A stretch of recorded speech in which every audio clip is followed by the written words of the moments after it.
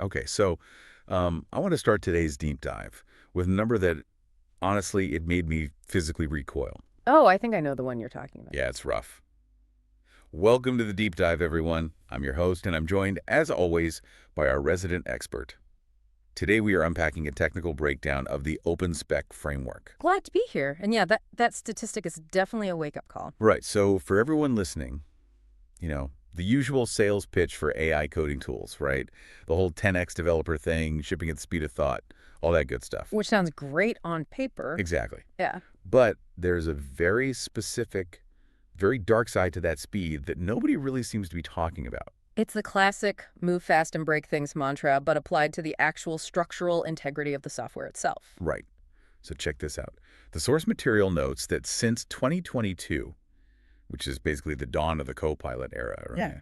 Technical debt has just exploded. Skyrocketed. Yeah, for years it was stable at around 1.5%, and now it has jumped to nearly 6%. Wow. That is a massive spike in code that is essentially broken or needs to be completely redone the moment it's committed. It is startling, but honestly, it's not surprising. I mean, we've essentially handed developers the keys to a Ferrari, but we haven't upgraded the traffic laws. Right. We're generating code at this lightning speed with tools like Copilot or Cursor, but we aren't engineering it. We're just accumulating syntax. It really reminds me of that meme with the... The dog in the fire? Yes, exactly. The dog sitting there with his little coffee cup saying, "This is fine," while the entire room is just completely engulfed in flames. That is a perfect description. That's apparently the current state of many dev teams using AI right now without a proper harness. I mean, you get the speed, sure, but you also get a chaotic mess of hallucinations and just spaghetti code. And that chaos is exactly what our mission is to solve today, because we aren't here to talk about magic prompts or, vibes coding. Oh, vibes coding. I really hate that term. Yeah. It's this idea where you just throw text at an AI and hope it guesses right. No, today we are diving into a strict methodology called Spec-Driven Development, or SDD. Right. SDD, it's all about applying rigorous software engineering principles to AI to stop it from just hallucinating garbage. Mm-hmm. So let's really unpack this philosophy, because to me it sounds like spec-driven development is entirely shifting the source of truth. That is exactly what's happening. I mean, Yeah. traditionally developers have this really bad habit of saying, well, the code is the documentation. Oh yeah, we've all heard that. Right. If you want to know how the login logic works, you just go read the Python or the JavaScript. Which works great until the guy who wrote it leaves the company and you're just staring at 500 lines of uncommented logic trying to figure out if a variable is supposed to be a string or an integer. Precisely. So SDD flips that completely. Oh. The source of truth is no longer the code itself. It becomes a clear, formal specification written in natural language. So it's an instruction manual written before you actually build the furniture, not a description scrawled on a napkin while you're holding the hammer. Right. And I love the analogy the source uses here, which is the contract. Sales and marketing teams have this figured out. Yeah, the deliverables are clear. Exactly. It's make X number of calls or close Y deals. It's binary. You did it or you didn't. But engineering has always been a bit more... Fuzzy? Yeah, mostly working. Right, like it works on my machine. Exactly. SDD brings that contractual clarity to engineering. The spec acts as a binding contract between the human developer and the AI agent. Build exactly this. Nothing more and nothing less. Okay, but this is where I think the rubber really meets the road. Because when you say write detailed specs beforehand, I can practically hear the agile purists listening to this just screaming. Oh, absolutely. They're probably thinking, wait a minute, this sounds exactly like waterfall. The old 1990s style. Right, where you spend 6 months documenting requirements before writing a single line of code. It sounds like we're trading agility for bureaucracy. It does sound like that. But the argument here is that this process actually increases agility. Counterintuitive, but okay, how? Think about how much time is normally wasted in the prototyping phase. You write some code, you realize it's wrong, you rewrite it, you fix bugs, and then you realize you actually misunderstood the requirement in the first place. Right, the endless iteration loop. Yes. SDD argues that if you spend the time to define that contract up front, the AI does all the heavy lifting of the implementation, and it does it correctly the first time. So it basically turns prototyping into production-ready work instantly. Exactly, because the tests and the code are all generated simultaneously. Which solves that other massive headache we all deal with, confluence rot. The graveyard of good intentions. Truly. You write this beautiful, detailed documentation page on Confluence or Notion. It is an absolute masterpiece. And then the code changes 2 weeks later. And nobody, literally nobody, ever goes back to update the wiki. Never. So now you have documentation that actively lies to you. Right. But in SDD, the spec lives inside the code base. It is a committed artifact. If the code changes, the spec must be updated or archived to reflect it. So it's a living part of the software ecosystem. It is, not just some dusty page on the internet that hasn't been touched since 2019. Okay, so the philosophy is totally sound. Define the contract, let the AI execute. But let's get practical for, the people listening. You can't just tell an AI, build me a login page, and expect it to follow a strict contract, right? It needs context. Massive amounts of context. The framework calls this the perfect recipe, or the 3 pillars of context. If you want an AI to function like a senior engineer, you have to give it 3 specific things. Let's break those down. What is pillar 1? Technical specs. This is the hard context. What stack are we on? Are we using React or Vue? What's the database architecture? How do we run our tests? So the AI needs to know the actual physics of the world it's building in. Exactly. You don't want it trying to import a Python library into a strict TypeScript project. It seems basic, but it's crucial. Makes sense. Pillar 2. Workflows. This is the process or the culture of your team. Who does what? What is your specific definition of done? Does QA happen before or after the merge? So it ensures the AI acts like a disciplined team member and not just some rogue cowboy coder. Right. And then pillar 3 is the user story, the specific task at hand. Now this is where I want to slow down a bit because the enrichment process described in the source is frankly fascinating. It is the magic trick of the entire SDD system. Right, because most of us are used to JIRA tickets that are, let's be generous and say minimal. You get a ticket that just says create a form to update candidate details. And a human junior developer or a basic AI prompt just reads that, throws the text box on a screen, adds a save button, and calls it a day. Exactly. But with SDD, you take that one simple sentence, you feed it into the framework, and the AI enriches it. Let's actually compare the difference here. The before is update candidate details. What does the after look like? The AI-enriched after is this massive, comprehensive technical document. It specifies things like, we need an API endpoint. And it should be a petty CH request, not a PUT request, because we are engaging in partial updates. It defines the exact JSON contracts, right? Like what fields are sent and in what format. Yes, and it goes way deeper into security, too. It'll add requirements like ensure SQL injection prevention on all text inputs. Or checking for role-based access control.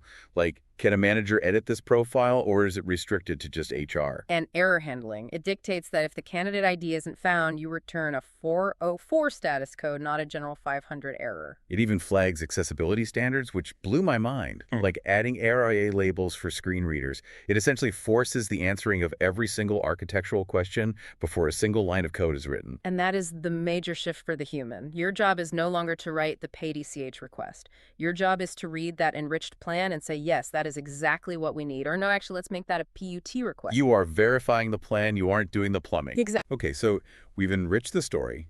We have a solid binding contract. Now let's move into the actual workflow in action. The Open Spec demo from the source walks through this using AI editors like Cursor Windsurf or Claude Code. Right, and it starts with a phase called fast forward. And keep in mind, even at this stage, the AI still is not writing the final application code. It is generating 4 specific planning artifacts. Artifact 1 is the proposal. That's the high-level summary, the why and the what. It ensures the AI actually understands the business goal behind the task. Then Artifact 2 is the specs. And this utilizes BDD, right? Behavior-driven development. Yes. For anyone who hasn't used BDD, think of it as writing a very literal story about the user's experience, using a given when-then format. Like given the user is logged in as an admin and the user is on the candidate profile. When the user changes the name field and clicks Save, then the system should update the database and show a success message. Exactly. It is highly readable human logic that validates the behavior before the code even exists. Perfect. Artifact 3 is the design. And this is the one that really caught my eye in the breakdown, because the AI actually explains its architectural choices. That is a massive factor for building trust with the system. In the demo, the AI explicitly stated, I am placing the validation logic in the application layer and not the domain layer because we want to reuse this logic elsewhere. It even lists the alternatives it considered and discarded. Right. It's showing its work. It's exactly like having a design review with a senior architect who explains why they didn't just hack a quick fix together. That's incredible. And then finally, artifact 4 is the tasks. The checklist. This was the jaw-dropper for me.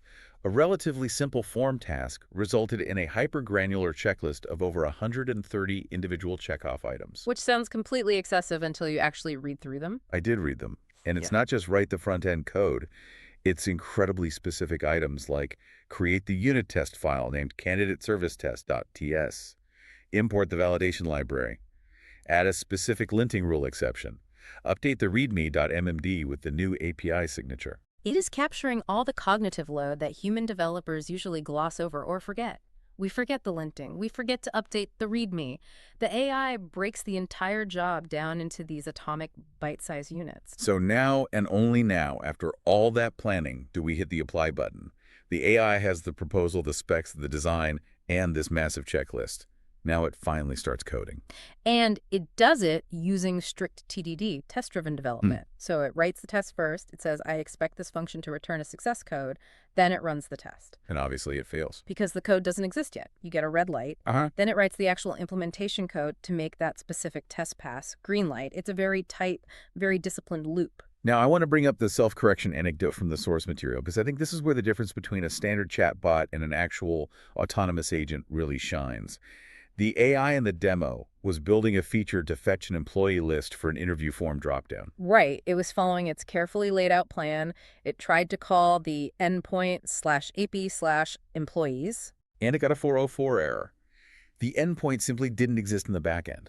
Now, normally when I'm using a standard language model and it hits a wall like that, it either hallucinates a fake mock response to keep me happy, or it just stops entirely and asks me what to do next. Or it just goes into a frustrating loop of trying the exact same wrong thing over and over again. Exactly.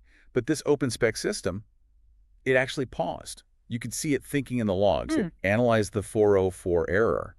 And then, and this is the really cool part, it autonomously added new tasks to its own checklist. It reasoned with itself. It said, okay, I can't fetch the employees because the backend doesn't exist. New plan. I need to build the backend endpoint, the controller, and the service to fetch those employees. It recognized the dependency gap and it just filled it. It didn't stop to ask for permission. It just engineered the solution.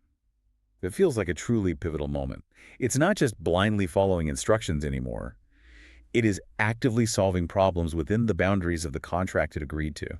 And once it finished all of that, it presented the verification step. A completely human-readable summary. 128 tasks completed, 5 requirements met, 0 critical issues. It really feels like we are witnessing a fundamental shift in what it actually means to be a software developer. The source describes this as the sandwich shift, which frankly just makes me hungry, but walk me through that analogy. It's a great metaphor. Think of the software development process as a sandwich. Historically, the meat in the middle was writing code, typing syntax. That took up 90% of our time. The bread on the outside, the planning at the start, and the review at the end was very thin. We always rushed the planning just so we could get to the coding part faster. Exactly. SDD entirely flips the proportions of that sandwich. Now, the meat, the implementation is handled almost entirely by the AI. It does the boring heavy lifting. The developer's role moves to the edges, to the bread. So you spend way more time on the top slice, defining the specs, refining the context, enriching the user story. And the bottom slice, verification and review. The human creates the vision and verifies the quality, while the machine does all the actual labor in between. This completely forces us to redefine the term full-stack developer. Yeah. Because if I am not spending 8 hours a day wrestling with CSS grids or debugging complex SQL queries, what exactly am I doing? You are becoming an AI product engineer. The source argues very strongly that full stack no longer means back-end plus front-end. It now means product plus architecture plus security plus QA. You become the orchestrator of the entire system. You basically have to know enough about every single discipline to know if the AI is lying to you or making a bad choice. Exactly. Which leads us to what they call the skills triangle for this new era. If you are a developer listening to this right now and you're worrying about your job, these are the 3 areas you need to pivot toward immediately. All right, hit me. What is number 1? AI process mastery. And I definitely do not mean prompt engineering in the sense of writing some clever haiku to trick the AI. I mean deep context management. How do you feed the right files to the agent? How do you structure the open spec so the AI doesn't get confused? You are basically the manager of a very fast, very literal intern. Got it. What's number 2? High-level technical vision, architecture. You need to understand system architecture deeply. If the AI proposes building a complex microservices architecture for a simple internal blog, you need to be the one to step in and say, no, that's massive over-engineering, stick to a simple monolith. So you don't necessarily need to know how to write the exact syntax for the microservice, but you absolutely need to know why you shouldn't use it in that scenario. You can't verify the design if you don't understand the trade-offs. Precisely. And then the third skill in the triangle is soft skills and product vision, collaboration. If the actual coding becomes nearly instantaneous, the bottleneck of software development shifts entirely. It becomes, what are we building and does this actually solve the user's problem? So you need to talk to stakeholders, understand the actual business value, and translate all of that human messiness into the formal spec. Exactly. Less typing, more thinking. Less, how do I do this? And much more, what should we do? That is the transition developers have to make. Looking at the big picture of everything we've talked about today, this shift feels totally inevitable. We saw quotes in the source from the GitHub CEO making this prediction years ago, and from Ryan Dahl, the creator of Node.js, who recently stated the era of humans writing code is officially over. It's a really bold statement, but the trajectory is undeniably clear. The framework actually describes this choice developers face as a Morpheus moment. The classic red pill or blue pill. Exactly. You can choose to stay in the matrix coding everything manually, dealing with obscure syntax errors and drowning in that 6% technical debt we talked about at the top of the show, or you can take the red pill. Which means accepting that you are no longer a coder, you are now an architect of agents. Because the cost of generating high-quality, tested, and documented code has effectively collapsed to near zero. That is such a heavy concept to wrap your head around. If code is basically free, then the code itself has no inherent value anymore. The value is purely in the idea and the rigorous specification of that idea. Correct. The barrier to entry in tech is no longer can you write C++. It is can you articulate a complex system clearly enough for a machine to build it for you. So for everyone listening, especially the developers out there who might be feeling a little bit of existential dread right now, I want to leave you with this final provocative thought. If the difficult part of building software isn't the typing anymore, but the describing, are you a clear enough thinker to survive this transition? That really is the ultimate test going forward. It is a lot to chew on. But hey, look, on the bright side, at least we won't have to write our own unit tests anymore. That's a huge win in my book. Thanks for joining me to break this all down. It's been incredibly eye-opening. Anytime. Always a pleasure. And to everyone listening, thanks for tuning in to this deep dive. Keep refining those specs, and we will catch you on the next one.